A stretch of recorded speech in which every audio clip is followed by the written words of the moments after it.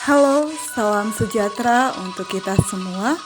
Perkenalkan, saya Pasca Apriyanti Pakpahan, Unit Kerja SD Negeri 104267 Pegajahan, Kabupaten Serdang Bedagai, Angkatan 22, nomor urut 39, dengan widya suara Bapak Dr. Andus Muhammad Kafi MSc. Pada kesempatan kali ini, saya akan menjelaskan Learning Journal tentang pengertian isu atau masalah. Isu adalah sebuah masalah yang belum terpecahkan yang perlu diambil keputusannya dan akan menimbulkan persoalan ke depan bila tidak diselesaikan. Berdasarkan definisi tersebut, isu merupakan suatu hal yang terjadi baik di dalam maupun di luar organisasi yang apabila tidak ditangani secara baik akan memberikan efek negatif terhadap organisasi dan bila berlanjut akan pada tahap krisis. Berikut tahap-tahap dalam penyelesaian isu. Yang pertama, tahap pra-analisis. Dilakukan dengan cara identifikasi isu dan mendeskripsikan isu tersebut. Yang kedua, memilih atau menampis isu. Menggunakan teknik APKL. Teknik APKL yang dibuat adalah teknik yang digunakan untuk menentukan kelayakan suatu masalah dengan memperhatikan 4 faktor.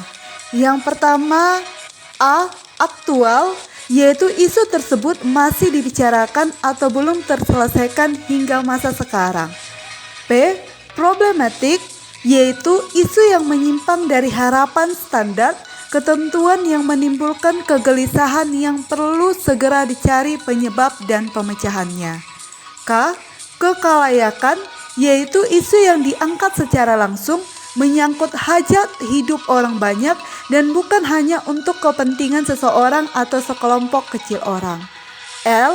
Layak, yaitu isu yang masuk akal atau logis, pantas, realistis, dan dapat dibahas sesuai dengan tugas, hak, wewenang, dan tanggung jawab hingga akhirnya diangkat menjadi isu yang prioritas. Dari isu-isu yang berhasil diidentifikasi, kemudian dianalisis lebih lanjut menggunakan teknik USG. USG merupakan kependekan dari U. Urgency, yaitu seberapa mendesak isu tersebut harus dibahas. S.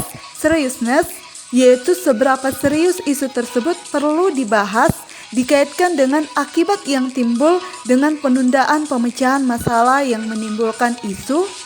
G. Growth, yaitu seberapa besar kemungkinan isu tersebut menjadi berkembang dikaitkan dengan kemungkinan masalah penyebab isu akan semakin memburuk jika dibiarkan. Yang ketiga, mendalami atau menganalisis isu, yaitu dapat digunakan dengan fishbone, alat analisis untuk menemukan hubungan sebab akibat, atau menggunakan analisis SWOT, yaitu alat analisis dengan menganalisa faktor-faktor strength, kekuatan, weakness, kelemahan, opportunity, peluang, dan threats, ancaman. Yang ketiga, menggunakan mind mapping atau peta pikiran. Yang keempat, rekomendasi alternatif penyelesaian isu. Menggunakan tabel rekomendasi alternatif penyelesaian isu. Dalam tabel ini kita cari penyelesaian dari akar masalah atau penyebab isu, kemudian diperjelas dalam tahap setiap alternatif.